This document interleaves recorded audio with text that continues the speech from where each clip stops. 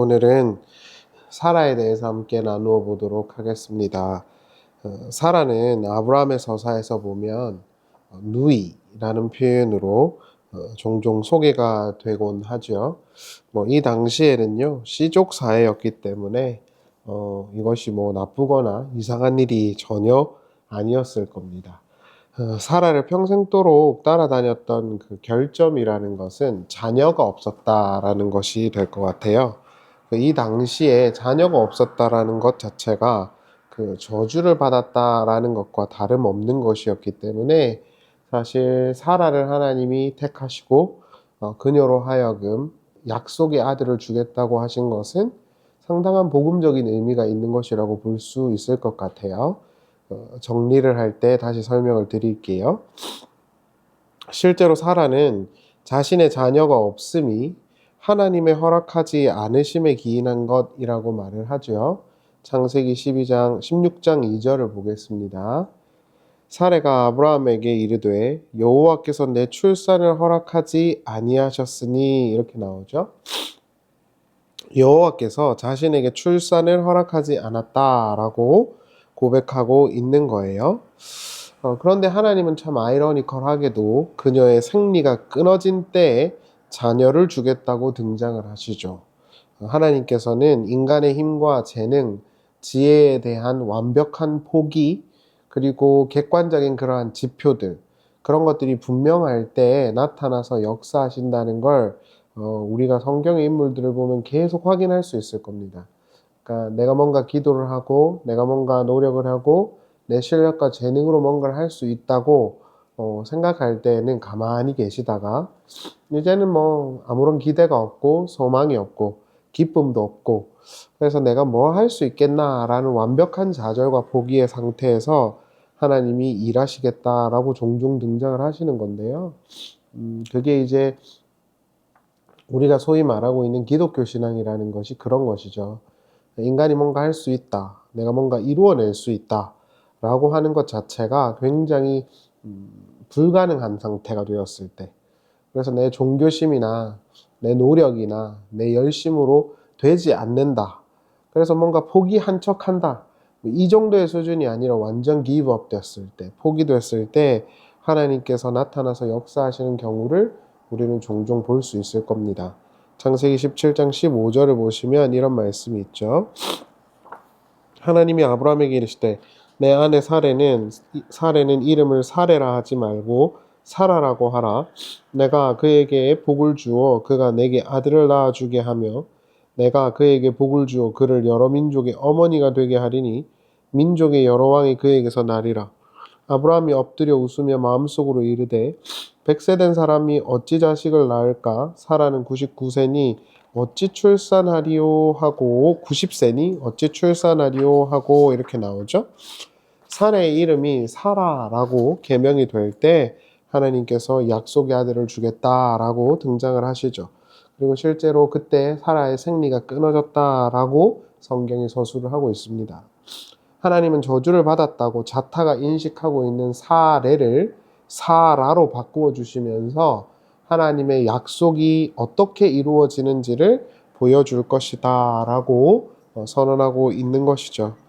실제로 약속대로 사라는 그 언약의 아들 이삭을 낳았고, 유대인들은 그 약속을 이어간 어머니로 사라를 이해하고 있었어요. 이사야 51장 2절을 보겠습니다. 너희의 조상 아브라함과 너희를 낳은 사라를 생각하여 보라. 아브라함이 혼자 있을 때 내가 그를 부르고 그에게 복을 주어昌성하게 하였느니라, 이렇게 나오죠. 그러니까 이스라엘 사람들에게는 사라가 민족적 어머니로 인식되고 있다라는 게 여기서도 분명히 나타나고 있는 것이죠. 그래서 우리가 이 사라라는 인물을 통해서 분명히 확실히 알 수 있는 것은 하나님께서는 인간의 불가능함이라는 것이 완전히 드러났을 때 하나님의 능력이 어떠한지를 보여주신다라는 것이죠. 그래서 불모지와 같고 황무지와 같았던 사라에게 하나님의 약속의 아들이 떨어져서 많은 민족의 어머니가 되는 식의 구조를, 복음을 설명하고 있는 인물이 사라라고 할 수 있을 것 같습니다. 특히 사도 바울이 이런 식의 구조 안에서 사례를 설명하고 있는 대목이 하나 있어요. 한번 보도록 하죠. 갈라디아서 4장 26절입니다. 오직 위에 있는 예루살렘은 자유자니 곧 우리의 어머니라 이렇게 나오죠. 자, 지금부터 조금 더 잘 들어주셔야 돼요. 자, 이 구절은 한 이단에서 어머니 하나님이 있다고 주장하는 이들의 그 궤변적 논리를 설파할 때 주로 등장하는 구절입니다. 그들이 이제 지나가다가 뭐 어머니 하나님이 있는 걸 아시나요? 이런 식으로 물어볼 때, 그리고 그들의 설명의 논리적 구조를 봤을 때 대표적으로 등장하는 성경 구절 두 개가 창세기 1장 26절과 갈라디아서 4장 26절이죠. 아까 읽었던 말씀이요. 그러나 대부분의 이단들이 그러하듯이요. 성경의 한 대목만 발췌해서 그들은 자신의 주장을 이어나가고 있어요. 성경의 의도와 취지와는 무관하게 딱 한 구절, 딱 한 단락, 딱 한 표현만을 가지고 와서 자신들의 이단적 논리를 주장하는 것입니다. 이거는 설교를 하는 사람들은 무조건 배워야 하는 건데, 그리고 무조건 배우는 건데, 성경이라는 건 물론 우리가 하나님의 말씀으로 인정하고 고백하지만 그 시대나 그 상황이나 그 당시에 쓰여졌던 이해들, 이런 것들을 무시하고 읽어서는 안 되는 거예요. 무조건 하나님 말씀이니까 활자에 있는 그대로 믿어가 아니라 그 안에 담긴 의도나 취지나 내용이나 여러 가지 것들을 고려하는 거란 말이에요. 그런 걸 하라고 목사들이 있는 거잖아요, 사실은. 근데 대부분은 그러한 연구들이나 그러한 공부들을 안 하고 그냥 활자 속에 있는 한 단어, 한 구절 이런 것만 쫙 빼와가지고 자꾸 성경을 이렇게 끼워 맞추듯이 한단 말이죠. 뭐 성경은 짝이네, 새는 영혼이네, 뭐 새는 성전이네, 뭐 이런 식으로 무조건 다 그렇다는 거예요. 그러니까 그게 얼마나 무식한 성경 이해인지는 조금만 공부해보면 다 알 수 있는 건데 그렇게 주장을 하지요. 그렇다면 사도 바울은 도대체 왜 이런 말씀을 했을까? 그 취지를 우리가 조금 잘 봐야 되겠죠. 그러니까 4장 26절만 띨롱 읽으면 안 되고 21절부터 그 맥락을 읽어야 된다는 것입니다. 한번 보시죠. 율법 아래에 있기를 바라는 사람들이여 나에게 말해 보십시오. 여러분은 율법이 말하는 것을 듣지 못합니까? 아브라함에게 두 아들이 있었는데 한 사람은 여종에게서 태어나고 한 사람은 종이 아닌 본처에게서 태어났다고 기록되어 있습니다. 여종에게서 난 아들은 육신을 따라 태어나고 본처에게서 난 아들은 약속을 따라 태어났습니다. 이것은 비유로 표현한 것입니다. 그 두 여자는 두 가지 언약을 가리킵니다. 한 사람은 시내산에서 나서 종이 될 사람을 낳은 하갈입니다. 하갈이라 하는 것은 아라비아에 있는 시내산을 뜻하는데 지금의 예루살렘에 해당합니다. 지금의 예루살렘은 그 종과 함께 종로를 타고 있습니다. 이렇게 나오죠. 그러니까 사도 바울은 지금 뭐라 그랬냐면 그 메라포, 비유다라고 말을 했어요. 그리고 그러한 표현을 이제 귀결 지을 때, 그러한 논리를 귀결 지을 때 아까 읽었던 그 위에 있는 예루살렘은 자유자니 곧 우리의 어머니라 이런 이야기를 덧붙여 놓은 거란 말입니다. 그러니까 이거는 문자 그대로 위에 어머니가 있다는 게 아니라 메라포야, 비유야 라고 말을 하고 있는 거예요.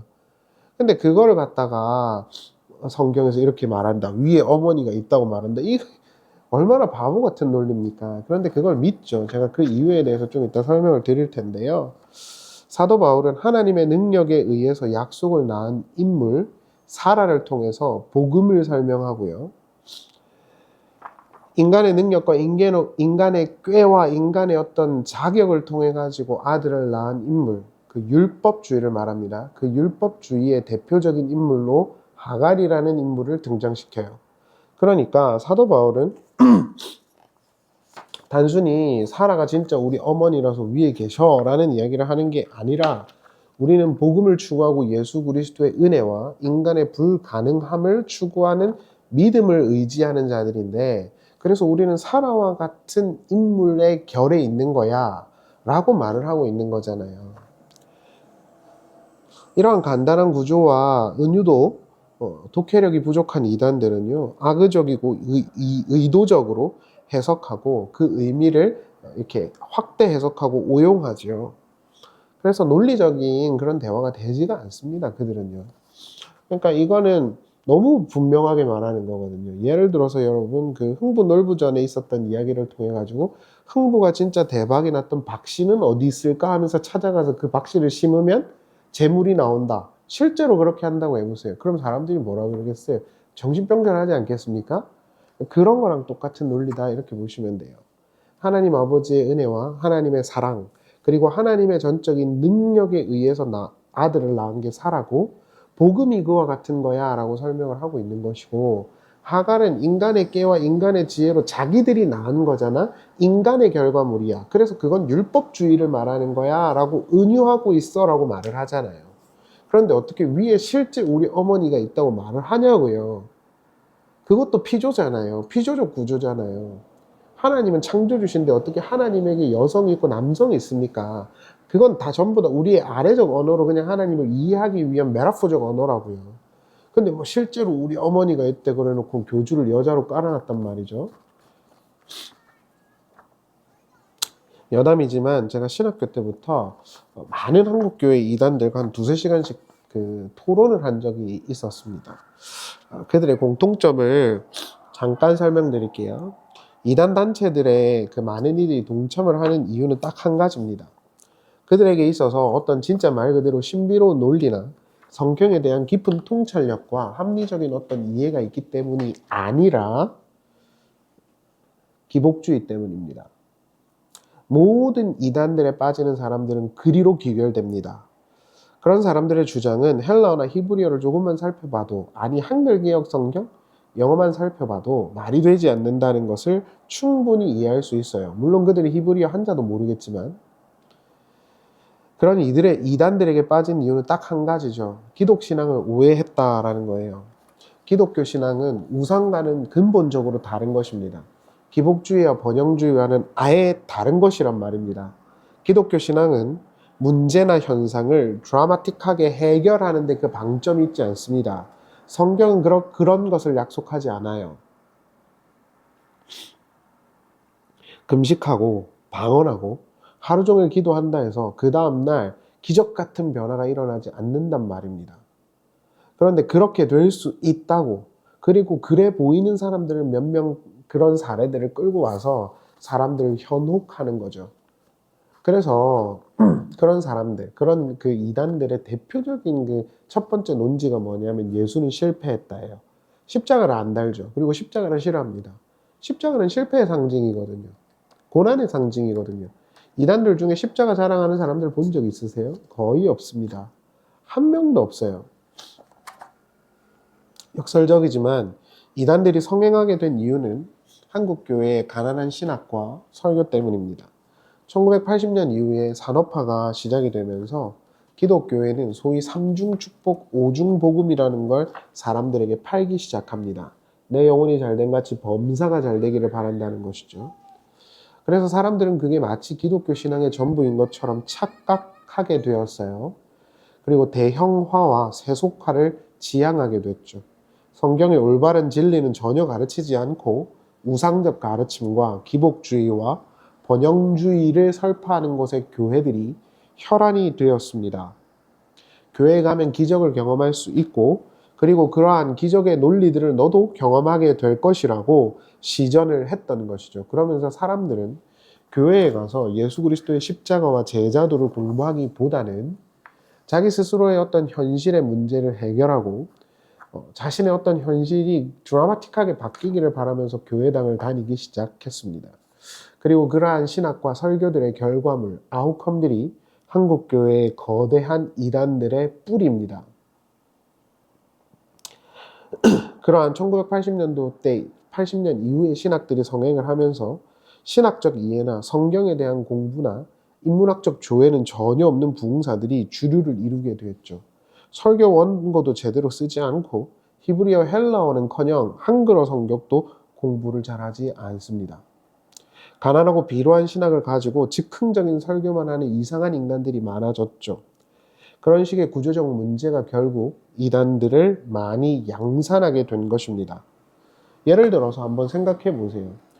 아주 그렇게 부흥사스러운 스타일의 교회에 가서 설교를 듣는 거, 그리고 예배를 다니는 거, 그리고 이단들에게 가서 설교를 듣고 그러한 예배를 드리는 거, 큰 차이를 느낄까요? 큰 차이 못 느낍니다. 거의 못 느껴요. 그 이유는 기독교 신앙 자체가 그 근간이 되는 십자가와 올바른 진리 위에 뿌리를 두고 있지 않기 때문이죠. 지나친 대형화와 목사가 무호적 존재가 되어버린 한국교회. 그리고 그러한 것들의 결과물들이, 잘못된 결과물들이 거대한 이단들로 나타난 것입니다. 지금도 많은 이단에 참여하는 이들의 궁극적인 목표는 예수 그리스도의 바른 진리를 추구하고 십자가를 감수하며 하나님과 함께 하겠다는 것이 아니잖아요. 혹시 이단분들이 들으시면 솔직해지세요. 돈 많이 벌고 싶고 병 낫고 싶고 잘 되고 싶어서 그렇게 효험이 있어 보여서 거기 가는 거잖아요. 없다니까요. 똑같잖아요. 그저 현실을 도피하는 것에 불과하다는 것입니다. 저는 어릴 적부터 교회를 많이 다녔고요. 많은 부흥회를 쫓아다녔고 부흥사들을 쫓아다녔습니다. 그리고 방언이나 예언이나 치유나 귀신을 쫓아내는 것까지 경험하지 않은 것이 없습니다. 그러나 삶은 똑같았어요. 크게 바뀌지 않았어요. 그러면 그럴수록 그 괴리감이 저를 힘들게 했습니다. 기독교 신앙은 그런데 그런 것에 방점이 없다는 걸 알려준 이들이 저의 스승들입니다.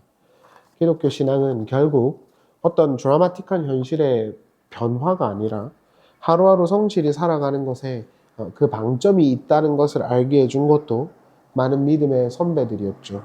기도하고 난 뒤에 드라마틱한 변화가 없을 수 있습니다. 그러나 주신 삶 속에서 하나님과 영적인 교제를 하면서 그분의 뜻을 찾아서 하루하루 살아가는 것, 그러면서 거기서 힘과 소망을 얻는 것, 그것이 기독교 신앙이죠. 인간들이 바란다고 해서 하나님이 일으키는 기적은 단 하나도 없습니다. 기도를 하고 소원을 들어달라고 아무리 금식기도하고 7일, 21일 금식기도해도 하나님 들어주지 않을 것입니다. 하나님은 인간의 요구에 의해서 움직이지 않습니다. 하나님은 하나님 스스로 주권을 가지고 일하시고 계십니다. 자유롭게. 그리고 그 하나님께 대한 우리가 이해와 믿음이 있기 때문에 그분의 뜻에 우리의 삶을 맡기는 것이죠. 그런데 오늘날 교회는 그게 안 되는 겁니다.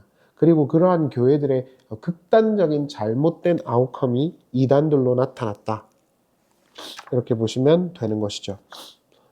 각설하고 사도 바울의 은유에 따르면 사라는 하나님의 능력과 약속을 물려받은 이삭을 낳은 어머니고 하갈은 인간의 지혜와 능력을 의지하는 율법주의의 어머니입니다. 그래서 하갈의 아들인 이스마엘이 이삭을 공격한 것처럼 그 당시 갈라디아 교회의 많은 율법주의자들이 복음의 아들들을 괴롭게 하고 있다라고 바울이 말합니다. 그리고 그러한 은유를 통하여 복음을 설명하고 있었던 것이죠. 따라서 위에 어머니가 있다라는 사도 바울의 표현은 메타포지, 실제적으로 아버지 하나님이 있고 어머니 하나님이 있다는 말이 아닙니다. 나뉘어져 있다는 말이 아닙니다. 그걸 주장하는 그 교주가 어떻게 죽었는지 한번 잘 찾아보세요. 하나님이라는 그 주장했던 그 사람이 어떻게 죽었는지, 그 사람이 후계자 설정을 안 해가지고 그 이후에 어떤 일들이 벌어졌는지 그냥 기사를 한번 잘 찾아보십시오. 말도 안 되는 일들이 일어났거든요. 근데 그런 걸 보면서도 거기 세력이 한 10만 명 정도 될 거예요. 왜 그럴까요? 정리를 하면 사라라는 인물은 자식을 낳지 못하는 불모지와 같은 여자였어요. 저도 그런 때를 많이 느끼거든요. 아무리 눈물을 흘리고 노력을 많이 하고 공부를 해도 안 되는 건 안 되더라고요. 그래서 저도 목회라는 거에 대해서 많이 회의감을 가지고 있는 것도 그런 것이고, 아무리 노력해도 안 되더라고요. 그래서 제가 한계를 많이 느낍니다, 요즘에. 그렇지만 하나님의 전지전능하심은 그것을 뛰어넘어서 역사하신다는 것을 사례가 입증한 것이죠. 그리고 그렇게 살아간 사람이 사라인 것입니다. 그래서 사라는 믿는 자의 어머니라는 은유를 받을 수 있었던 거예요. 인간은 불가능하고 인간은 불모지와 같은 몸을 가지고 있어 열매를 맺을 수 없으나 하나님이 그 약속과 그 뜻하심을 따라서 그녀에게 의도하신 바를 다 이루어내셨음을 보여준 것이, 삶으로 보여준 것이 사라의 이야기인 것입니다. 그러니 우리도 신실하신 아버지 하나님을 믿고 전능하신 하나님의 뜻이 있다는 걸 믿고 살아가는 것, 그것만이 우리가 할 수 있는 일이죠. 그러나 절대 쉽지 않아요. 저도 쉽지 않습니다. 오늘 눈 떴을 때, 내가 눈 감고 눈 떴을 때 정말 내가 생각하는 더 드라마틱한 변화가 있었으면 해요. 저도. 그러나 거기에 기독교 신앙의 방점이 있지 않다는 것을 배우면서 또 회개하고 마음을 고쳐 먹는 것이죠. 여담인데 하나님께서 만약에 사라의 생리가 끊어지기 전에 그녀가 간절히 원했을 때 되게 해주셨다면 그녀의 그 아들이라는 이삭이 하나님에 의한 결과물이라고 그가 인정할 수 있었을까요? 그건 안 됐을 것이겠죠. 사라라는 사람은 인간의 불가능함과 하나님의 전능하심의 은혜라고 하는 그 구조, 복음의 구조를 정확하게 삶으로 보여준 여자인 것입니다. 그렇기 때문에 우리와 같은 믿는 자들의 어머니라는 은유를 받을 수 있었던 것이죠. 저를 포함한 모든 분들이 아마 내일 눈 뜨면 더 나은 하루, 내일 눈 뜨면 괄목할 만한 변화가 있는 하루를 기대하시겠지만 저도 마찬가지입니다. 거기에 기독교 신앙에 방점이 있지 않다는 것. 그래서 제가 어제도 일기를 쓰면서 썼던 것이지만 하루하루 걸어가고 있다는 것에 집중하는 것이 중요할 것 같아요. 하나님께서 우리에게 허락하시는 일이 그 뜻이 무엇인지 우리는 알지 못하겠지만 그럼에도 불구하고 하루가 진행되었다는 것. 지금도 내가 걸어가고 있다는 것. 거기에 집중하면서 과거와 단절되고 미래와 단절되고 오직 오늘만 살아가는 오늘만 연결되어 있는 우리가 될 수 있기를 바랍니다. 감사합니다.